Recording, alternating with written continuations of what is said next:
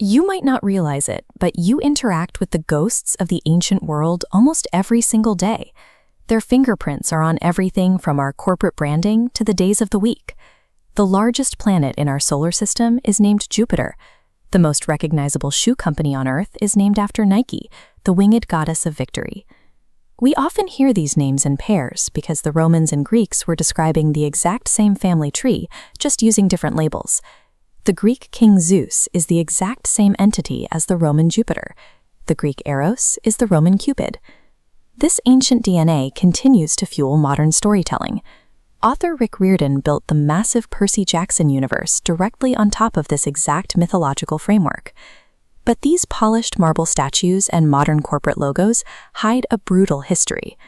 The recognizable deities we know today only exist because of a violent, multi-generational war for control of the universe. To understand how that war started, we have to rewind past Mount Olympus. We have to go back past humanity, past the Earth, and past the very concept of time itself. The entire family tree begins in a state of absolute, formless emptiness, the primordial chaos. Out of that void emerged the very first generation of gods. The most important of these were Gaia, the earth, and Uranus, the sky.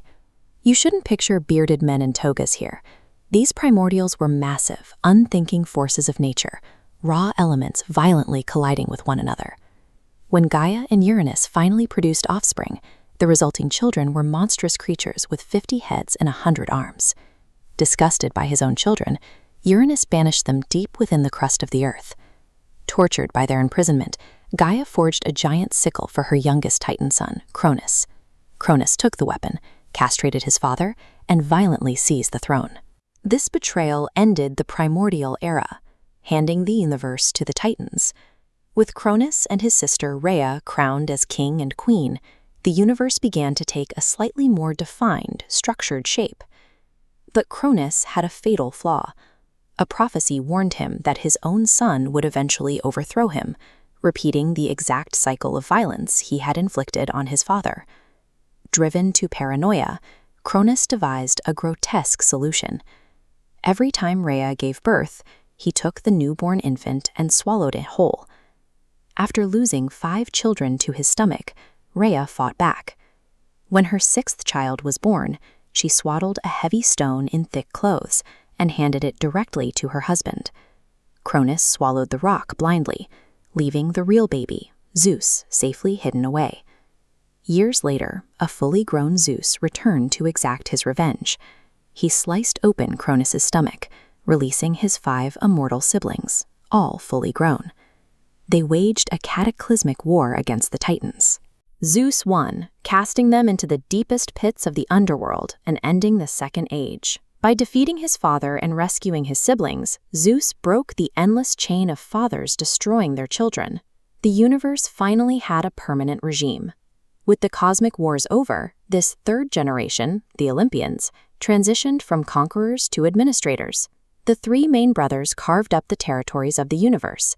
Zeus took the sky, Poseidon claimed the sea, and Hades was given the underworld.